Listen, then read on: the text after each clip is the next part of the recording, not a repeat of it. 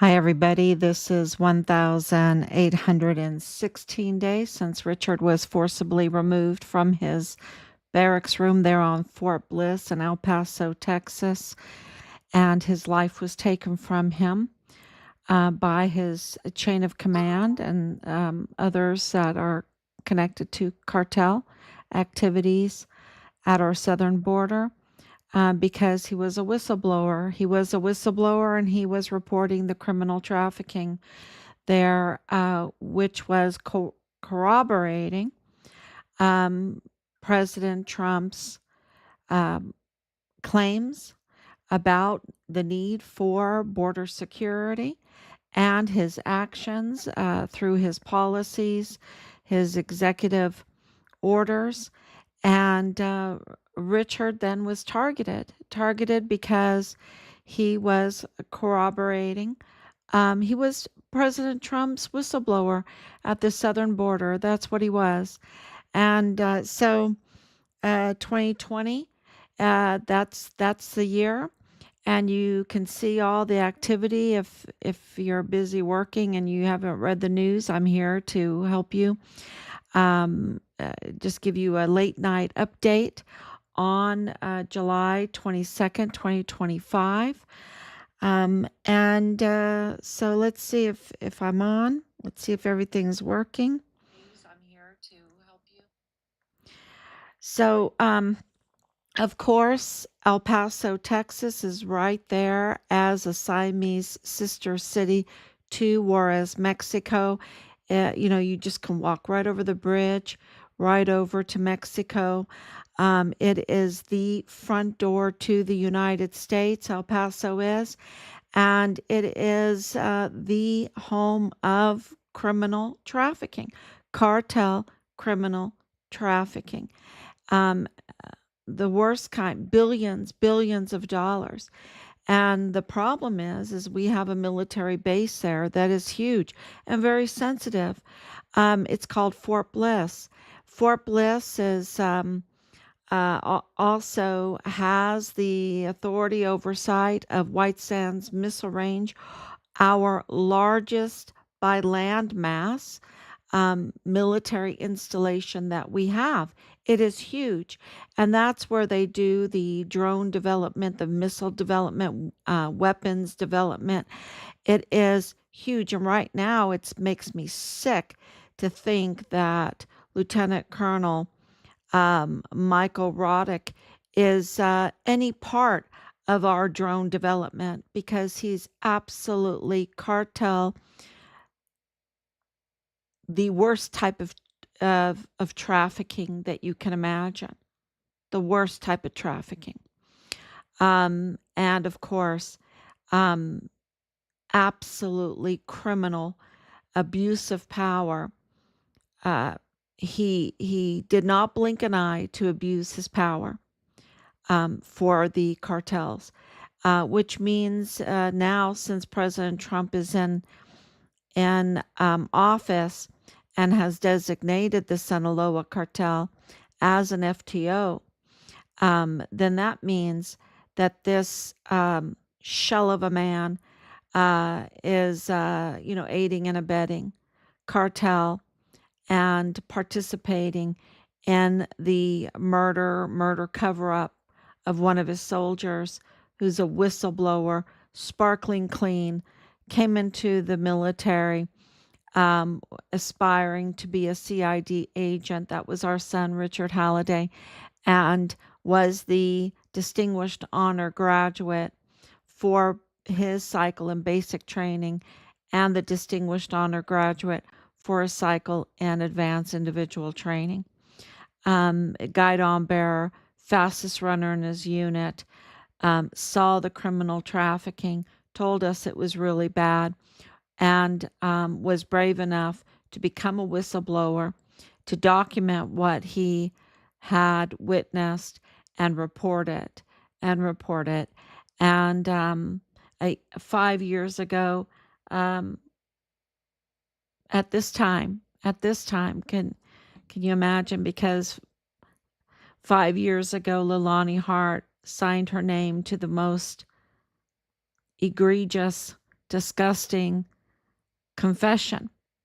And it was right during this time that they forcibly removed Richard from his barracks room and took his life on Fort Bliss in the line of duty, as a whistleblower. And we need a prosecutor, right? We need a prosecutor. And the way our government works, we need a prosecutor. And that means that the 34th Judicial District Attorney's Office needs to prosecute our son's case, because we have, over 5 years, absolutely investigated our son's case, and we have documented the crimes, and we have filed the crimes. And today, and so there's no excuse. There's no excuse for Leilani Hart to still be free. She should absolutely be arrested. She's a prime suspect in our son's case, along with former CID agent, that's right, you heard me right, Tavita Nusa, her cousin, right, who had his badge terminated in 2021. He's a prime suspect. And then, of course, Leilani Hart's son, who she, in a report in January of 2021, implicated in the murder of our son. And he was a platoon leader, and his name is Dallas Hart. So, and of course, his cousin was Tavita's second cousin, distant cousin. And also, Tavita Nusa's brother, a Samoan chief that was also in the military at the time, Major Solomona Nusa, had the authority and the oversight of mortuary operations, meaning everything to do with hiding a body. And guess what? We don't have our son's remains. We don't have our son's body. And what we suspect, with a lot of evidence, is that they dismembered Richard because they wanted to double dip on him. They wanted to cash in twice. This is what we suspect, that they impersonated our family. That's why nobody contacted us, because they had impersonated us. And they, through Leilani Hart's connections in the VA and the disability benefits and the death benefits, because she had direct access to individuals in those positions, that they cashed in on the death benefits of Richard. You only need partial remains for identification. And we believe that's what they did. And then with the other partial remains, they took those over to Juarez, Mexico, transported them. They had the power to do that because Solomone Nusa was, contracted the funeral homes, like Purchase Funeral Homes, like Martin Funeral Homes. They can contract them to transport remains and go through the border. They had absolutely the means to do that. And but they did not want Richard to be identified in Mexico. Of course not. They wanted him to be a John Doe, because USAID was paying for the death benefits for John Does, migrants, that had passed away on the Mexican border. So they could double dip. And the people involved in our son's case absolutely are connected to the funeral industry, the funeral business there on both sides of the border. Purchases on the both sides of the border. Bill Hicks is Purchase's lawyer. He was um, the illegal DA because he refused to sign the anti-bribery statement of officer before he took his oath of office, which made his whole position illegal, right? Because he did not properly legally install. It's like not taking the oath of office. His oath of office was null and void. And he, of course, had to do that because, and then if they sign it after the oath of office, it doesn't mean anything. It's meaningless because the requirement in the Texas Constitution it means you have to do it before you take the oath of office. You have to promise that you did not take a bribe before you take the oath of office. That is what the requirements are of the Texas Constitution. And Bill Hicks broke that because, of course, he had a conflict of interest with representing Purchase Funeral Homes, which is based in Juarez and is allowed. And they are really allowed because they have a lot of funeral homes in El Paso. They are allowed to operate in El Paso, Texas, in the United States. And so Bill Hicks and the way he handled any kind of communication with us was very indicative that he was not going to investigate and prosecute Richard's case because he was compromised. Of course, he was compromised. And it might be worse than that because of all of our investigation. We absolutely believe, especially with the recent exposure and revelation that the Trump administration forced the Mexican government to make, is that the hundreds of bodies at this narco cartel body rotting dumping ground where they would just dump bodies and cash in, right? Cash in, saying this is they didn't want them to be identified because it's for unidentified migrants that the USAID was paying for. And so these hundreds, at the time, this is just, a few weeks ago, at the time. So over these long years, just think about the thousands that have gone through there. But some of these bodies at this one narco cartel dumping ground that is are like 5 years old. And this dumping ground that has a crematorium or whatever, who knows if it was even working, because the situation there, when you look at the pictures, is so horrifying. It's, it makes you wonder if anything was working at all because it was just the picture of hell. And we know multiple bodies had uniforms, and it was absolute sacrilege of Corpus Christi. In one picture, you see the female with the evidence of her violent death still on her. So it is really concerning to us because the owner of this dumping ground is from the PAN party, has a huge connection to the political party called PAN in Mexico.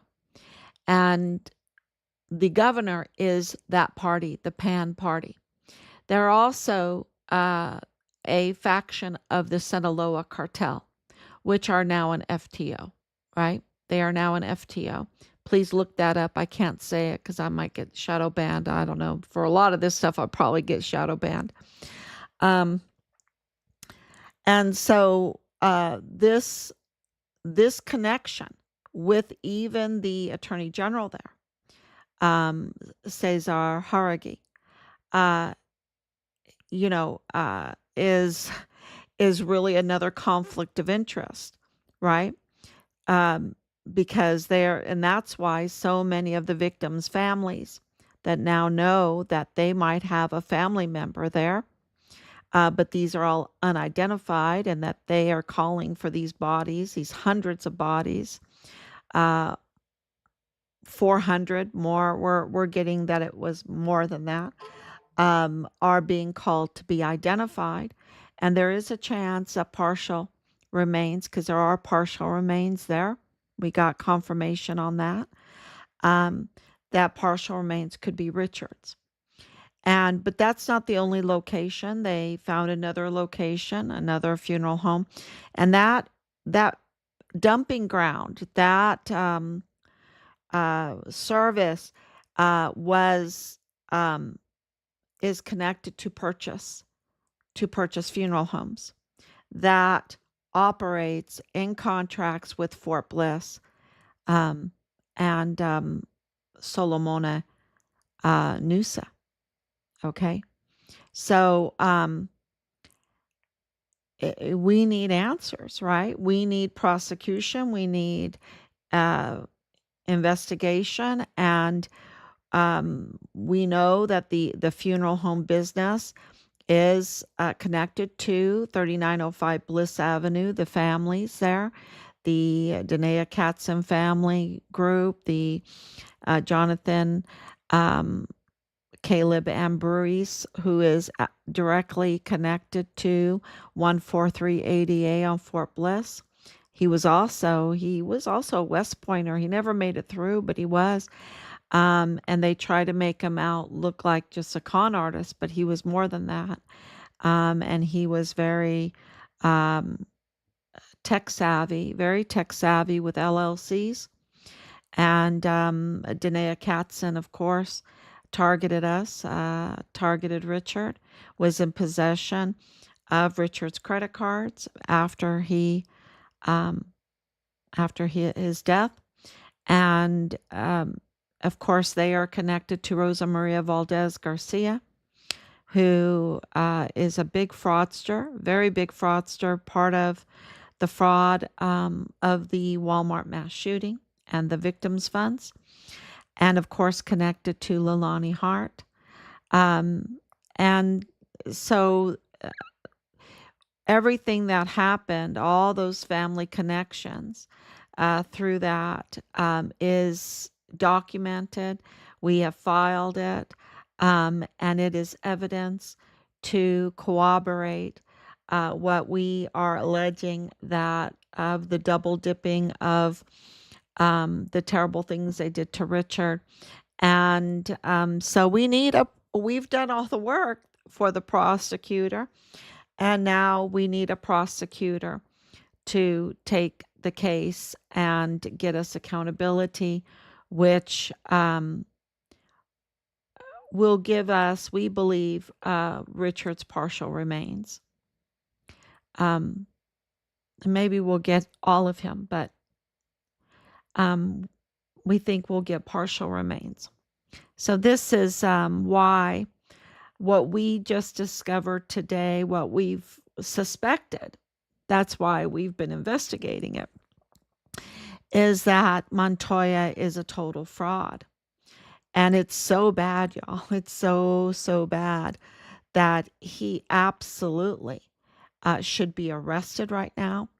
And he could really spend some time in jail. He can really spend time in jail because his name is James Andrew Bonneau. James Andrew Bonneau. And he changed his name in 2014 to James Bonneau Montoya. And when you are campaigning, you have to be transparent. When you are campaigning, you have to use your legal name. It's a law, and it is a felony to deceive the voters, right? It is the taxpayers, yes, to deceive the voters. And so we know that he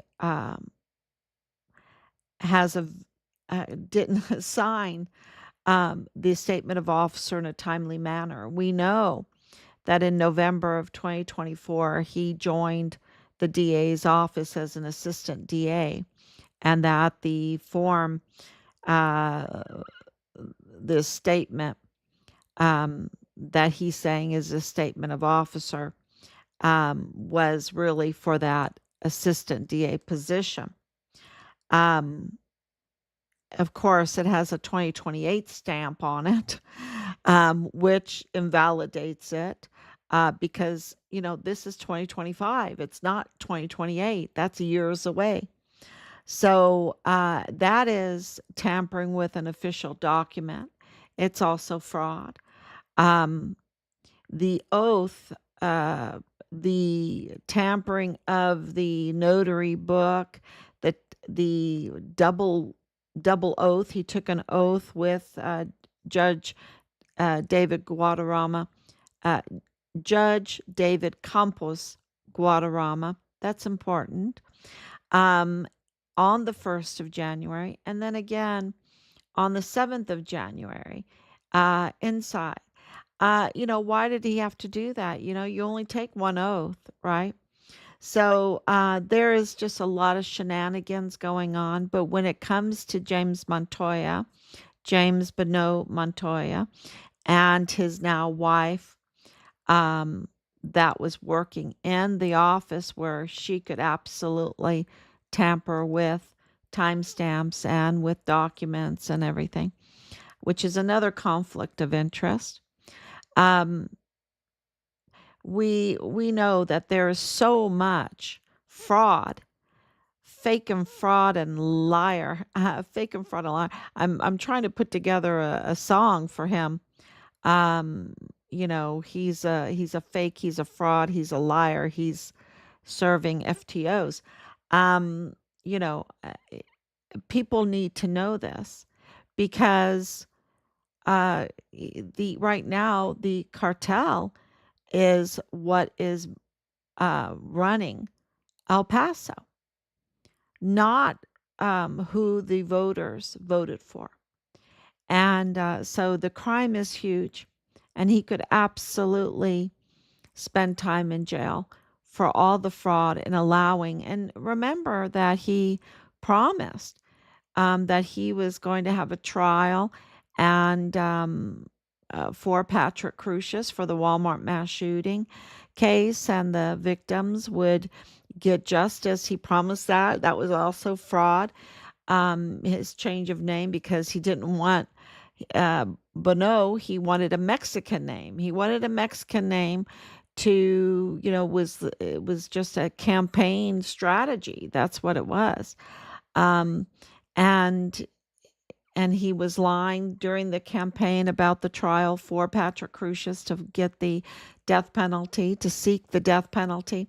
And then as soon as he got in, of course, by his hand, they did a plea deal instead of having a trial. And the trial would have been very, very important because we would have had transparency. We would have absolutely heard what the hell happened on August 3rd, 2019, inside that Walmart. And, well, I should say on the premises of the Walmart outside also. Because in the video, it absolutely proves that the narrative um, was a lie. And it's a big deal because uh, Joe Spencer milked the taxpayers for millions of dollars, millions of dollars.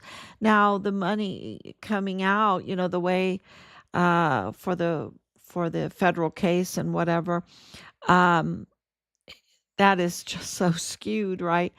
Um, we know it to be millions of dollars through following all the stories and all the listings and everything. So, it takes a lot of work to have to go through and do all the research and add the numbers together. But, it was what, 6 years of Walmart, Walmart, Walmart, right? And to know that the media sweetheart that was perpetuating the false narrative, Ernest Christopher Grant, in a very vile way, in a very divisive way, um, he has been arrested. He has been arrested. He was a fugitive. He had a criminal history, a disgusting criminal history, and he has connection. All that's going to come out. We know quite a bit, but the important thing is that they were all doing this to attack President Trump's reelection campaign, to attack his presidency, and to attack his reelection campaign, and even the death of our son, the brutal taking of his life in the line of duty, was really to um, not uh, uh, not hinder their conspiracy, their plan at sabotaging President Trump's presidency and his reelection campaign. And we see that they were absolutely doing it from the highest level. They have called Tulsi Gabbard, the director of national intelligence, has called Barack Obama, who has changed his name, the same kind of fraud. These are all fraudsters. This whole name changing thing, we need to have a law about that. Because Leilani Hart has all these different names. The people in this criminal trafficking that we have identified all use multiple aliases. They have all different names, and and of course, President Trump came out and said that early this morning. I think he came out and said, when I was 18, I was known as Donald Trump. And now I'm known as Donald Trump. Why do they have so many different names? Because of their criminal activities. It's hard to track them. They change their names to cover for that. And of course, Leilani Hart's no different from that. She has a very long criminal history. She's a convicted criminal. And of course, Ernest Christopher Grant, convicted criminal. And James Montoya, he had to change his name. He had to change his name. What kind of past was he hiding, right? And then he advertised his campaign without revealing what his true name was, legal name, even after changing it. His legal name is James Bonneau Montoya. And so we share that with you today. And he should have advertised, he should have campaigned using that name. It should have been out there, and he didn't. He hid it. And so the truth is going to come out even more. And, so um, all of this fraud, all of this is hindering our justice system. It's the bad actors that are hindering our justice system. And the cartel have infiltrated to do it. And of course, they're backed by the CCP, or they're backed by Soros. Soros, I heard, has a lot of power behind a lot of AGs, attorney generals, and district attorneys.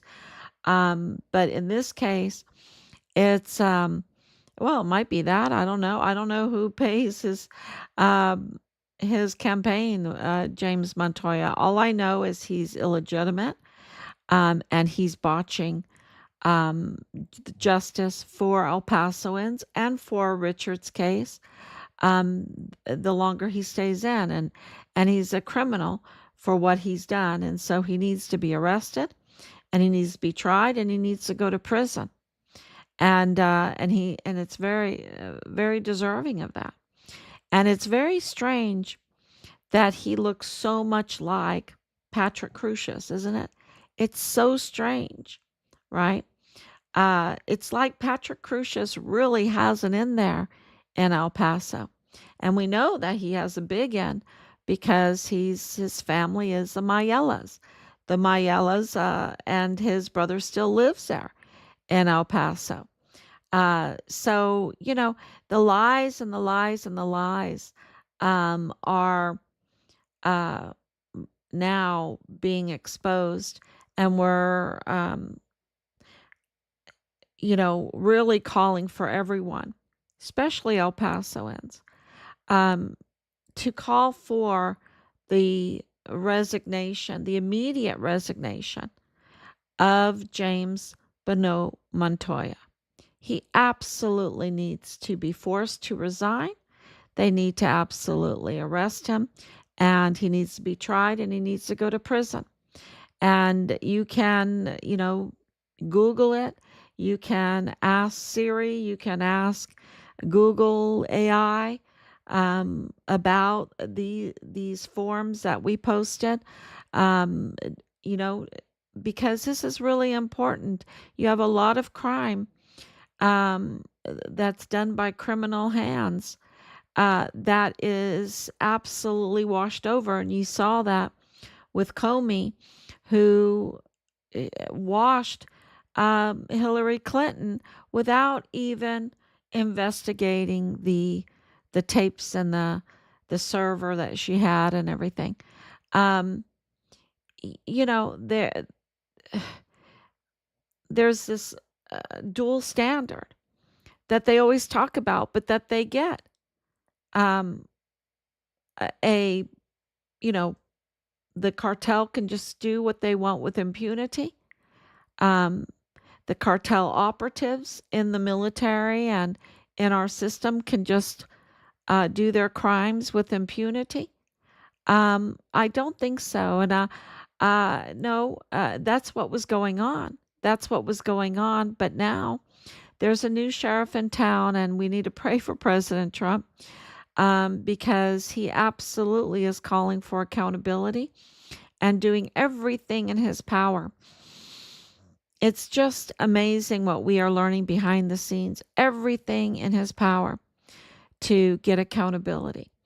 And so James Montoya needs to absolutely be pulled from the position. He's not legitimate. And there needs to be a legitimate district attorney in the 34th Judicial Office there in El Paso to investigate and prosecute our son's case, with other cases too. But of course, with our son's case, for this site, right? So I want to say thank you for all the kind words and the prayers that we have just really gotten some very very nice messages.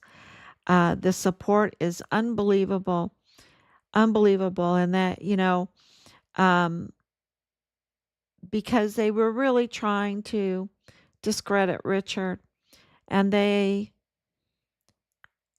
did so many horrible things to him um, that we've learned over these 5 years. And he's anyway. So justice for him is very, very important because I think he just exposed the whole criminal network in El Paso. And so it's very important for everyone to share this story, to get prosecution so that, oh, geez, can you imagine how low the taxes will go in El Paso? And, I hate to refer to that, but it's true. The taxes are so high because of criminal activity and supporting the grand theft larceny of the cartels, um, that, there would be such a big tax break, um, and people would have a much better life, a safer life. The crime would stop dramatically, would really go down dramatically. And our military would be more secure. Our border would be more secure. There would be more vetting.